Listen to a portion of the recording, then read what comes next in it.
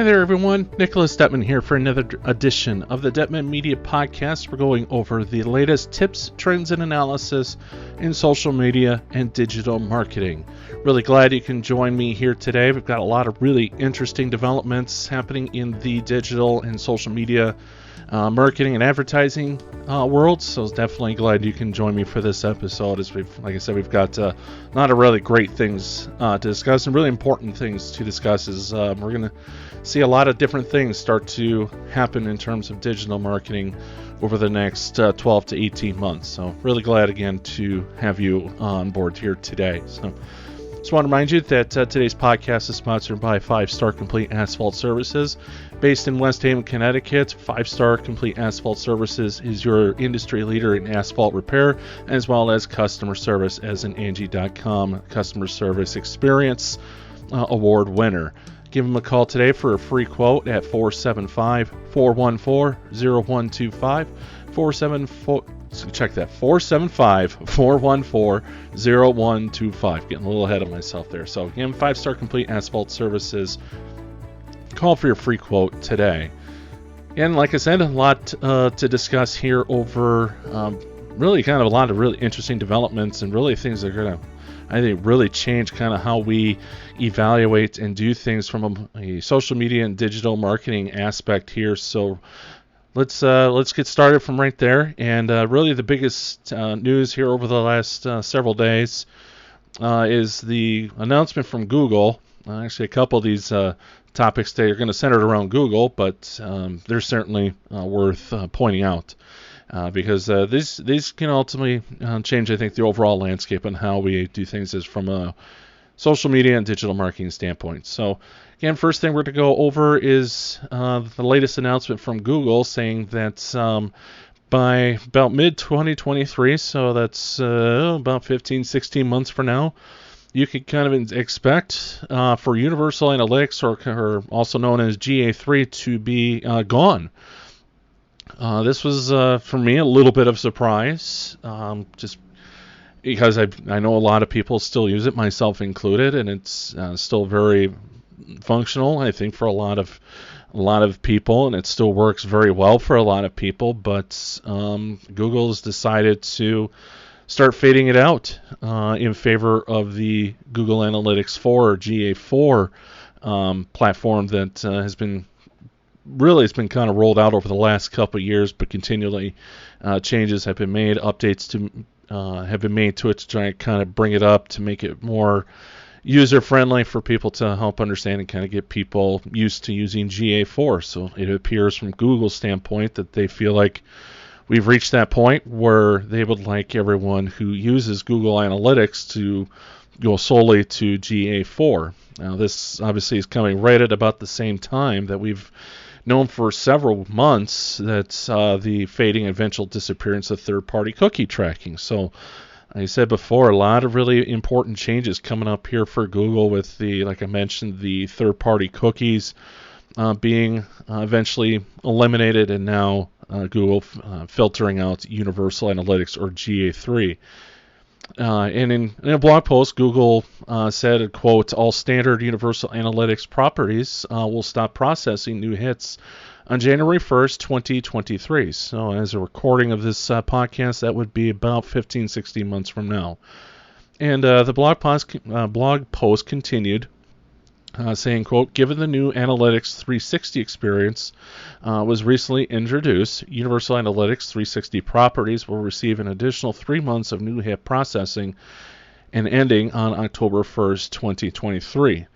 So, and so what that means is by 2023, no more, or July 2023, no new hits will start registering, and things will start to slowly fade away over those next several months from July 1st all the way till about October 1st of 2023. And at that point, you can essentially count on the Universal Analytics or GA3 to be completely gone. So for more from that blog post in terms of why Google is deciding to do this, and this is from Google, and quote, "In today's measurement landscape, businesses need to navigate new challenges to understand the complex multi-platform journeys of their customers while prioritizing user privacy."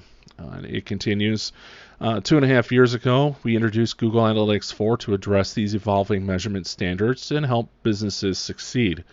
Google Analytics 4 has the flexibility to measure many kinds of data, delivering a strong analytics experience that's designed for the future. It also allows businesses to see unified user journeys across their websites and apps, use Google's machine learning technology to surface and predict new insights, and most importantly, it's built to keep up with a changing ecosystem. So again, what really will happen is new data will continue to process on GA3 or Universal Analytics until July 1st, 2023. After that, no new data will be tracked or stored, so technically you have until June 30th of 2023 to learn and transition to GA4. Now, however, this is important here to keep in mind. At that point, historical data that you have stored on your Universal Analytics will disappear. So in order to continue to build your year-to-year and month-to-month data, it's suggested you transition into GA4 as soon as possible. That way you have historical data to work from. And I have a link to that post by Google within my own blog, and that's at nicholasdettmann.blogspot.com. And the article is titled Prepare for the Future with Google Analytics 4. So again, head over to my blog, nicholasdettmann.blogspot.com, and you can get access to the full blog and full explanation of why Google is doing this and some tips on how to get yourself prepared for that. So definitely highly encourage you to start doing that if you haven't already. I've been using both platforms, GA3 and GA4, for several years now. It's highly recommended that you kind of start moving your data and over to GA4 because by the middle of 2023 you're not going to have access to that historical data anymore. So definitely you want to build that that foundation and that baseline as you move into GA4 if you haven't already done so. And like I said, I highly encourage you to do that at this point. And certainly if you have questions about it, feel free to reach out to me. Moving on to the next topic, another one related to Google, and it's unveiling plans to overhaul ad tracking. And again, we've known for months that digital or online marketing is going to shift with the third-party cookie deprecation. And most recently, an article that appeared with the Washington Post said that Google is planning to overhaul its ad tracking on Android phones. And you can read that full article by the Washington Post on my blog at nicholasdettmann.blogspot.com. Just pull a couple things out of that article that I felt were pretty useful information. So according to that article, quote, Google announced it will begin the process of getting rid of long-standing ad trackers on its Android operating system, upending how advertising and data collection works on phones and tablets used by more than 2.5 billion people around the world. According to Google, via the Washington Post, the reason for this change is it will improve privacy for Android users, and we have certainly talked about that a number of times here over the last several weeks, even several months, about the great push for online privacy and more transparency from the company standpoint. Hence, with all the changes that you've seen rolled out over the last several months. As I've noted a number of times, Apple with its mail privacy protection tool, for example, is one of those. Another thing the article did point out is that Google also is going to get more power over digital advertising. So that's certainly another topic, another topic that you want to keep an eye on. Is just Google's really trying to grab a hold of more of the digital advertising market. So. And like I mentioned, this comes right after Apple rolled out that mail privacy protection tool, which in short masks identifying characteristics of a computer, smartphone, tablet, and so forth. And what that does is it eliminates the ability to effectively hit target audiences with advertising, especially through email marketing. With the mail privacy protection tools, in short, it's the tool will open an email that comes from you, maybe as a business, if you're sending emails through an email marketing host such as like MailChimp or Constant Contact, and then the tool will kind of erase the identifying characteristics of the computer and then send on the email to the intended recipients.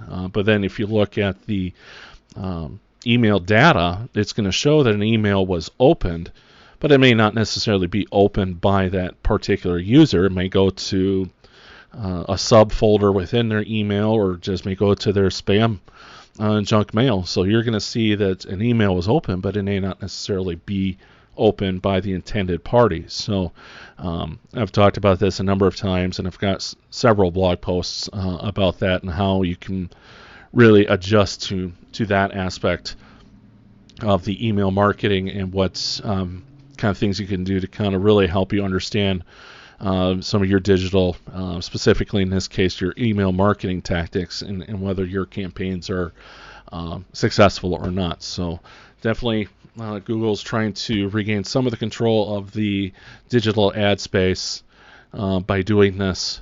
So again, full article by the Washington Post on this topic is available on my blog.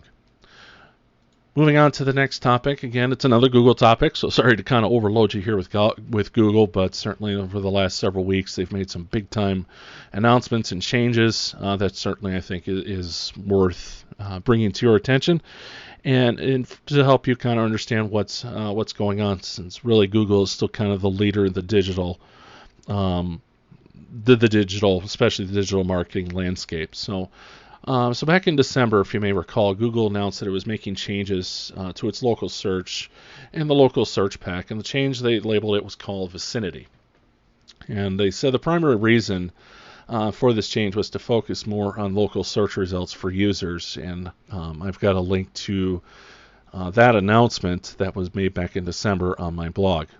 So we want to know, now that we're a couple months into it, how has it performed up to this point? And a really good local SEO company that I'm not a paid spokesman for them, but I certainly have a lot of success with them, and they do such a great job in helping people understand their SEO more from a local standpoint, because definitely that in most cases, I'm thinking most of my listeners out there are kind of people that want to kind of maximize their local search results, and I'm kind of in that category as well.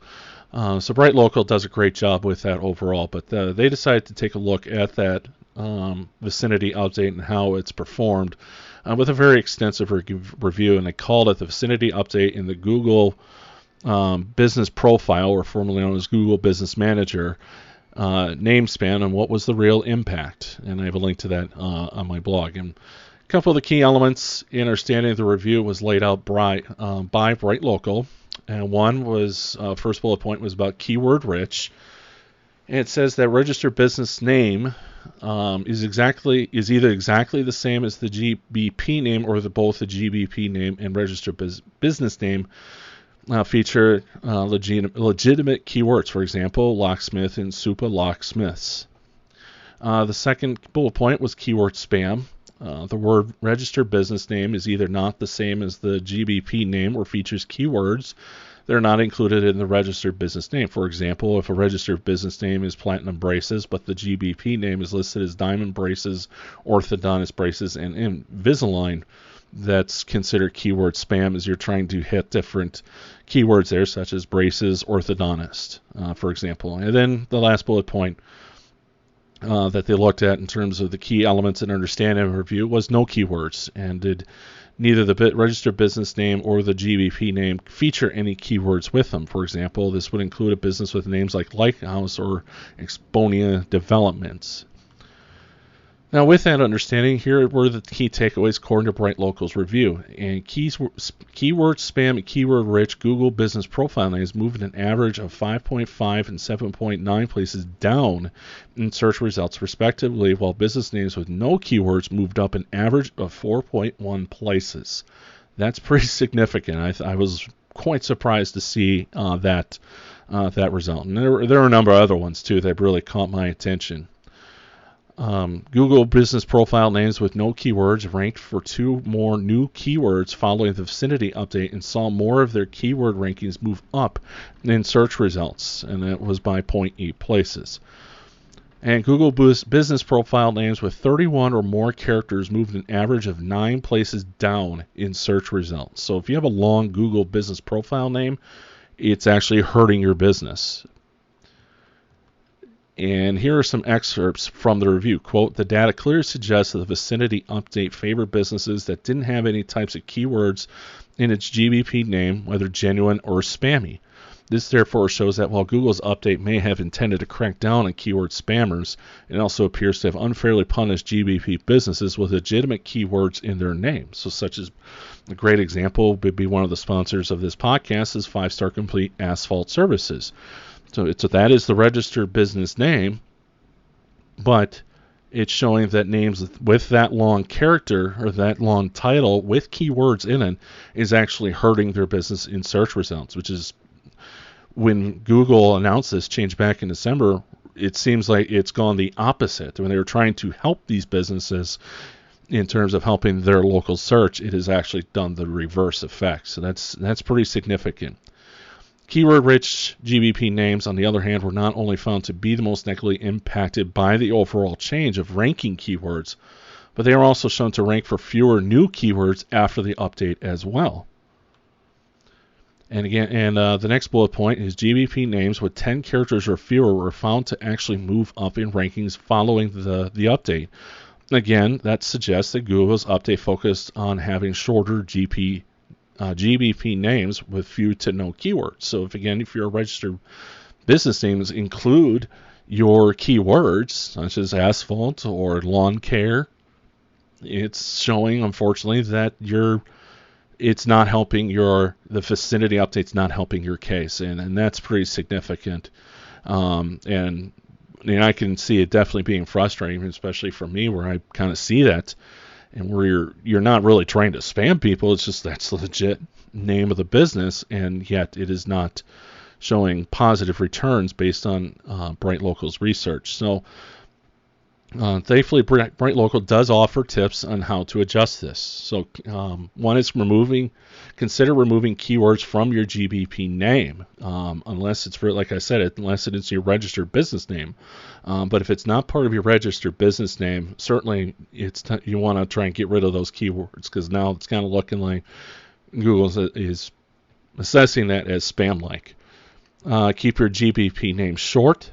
But also then continually monitor and optimize your GBP listing, and then focus on your primary location. So a lot of really good information for you there as you continue to try and work with your local search and SEO, your local and SEO work. These are great things that Bright Local offer to us as for research, so certainly something you want to try and assess if this is indeed kind of the case with your business. And lastly, this one can be a short little topic here, but this one has to do with Instagrams, and I thought this one was a really neat little discussion point. Rival IQ has released a report outlining the influence Instagram stories have in the social media space. And if you do follow my blog, which you can subscribe to, if you just go over to nicholasdettmann.blogspot.com, there's a little pop-up that should come up and ask for if you would like to subscribe. Otherwise, there's links on my blog to help you subscribe. So with that in mind, plus just recently Instagram announced it's added a new feature with the stories, and that was the ability to like a story, kind of like what you can do with TikTok, with clicking on the heart icon when you see a TikTok video.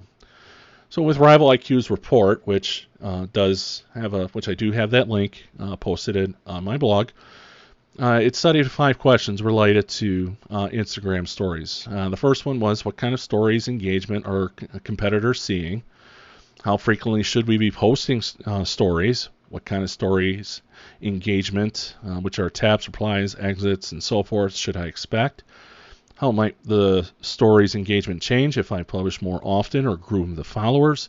And how do stories stats stack up to the post stats?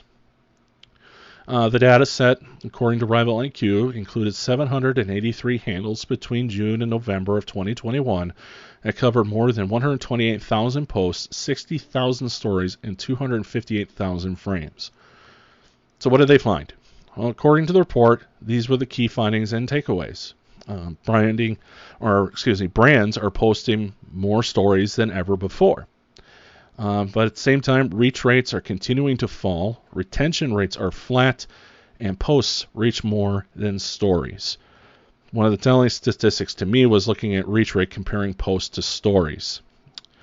In my case, where all my IG accounts, business accounts that I oversee have less than 10,000 followers, about 20% of those users are seeing posts, while less than 6% are seeing the stories. So it begs the question, is posting the stories worth it? And that's what you'll have to evaluate and decide on. But according to this survey and these results, it may be time to start reconsidering whether if posting stories is worth your time and effort. Me, from what I've seen, really has not been very worth it. I have not seen a great return or enhanced views to posts or views to the profile. But that's just from my perspective. That could be different for you, but it seems in general, stories may be on the way out because it just does not appear to be making it worthwhile for marketers. And again, the full report is available that you can download, and it's on my blog at nicholasdettmann.blogspot.com.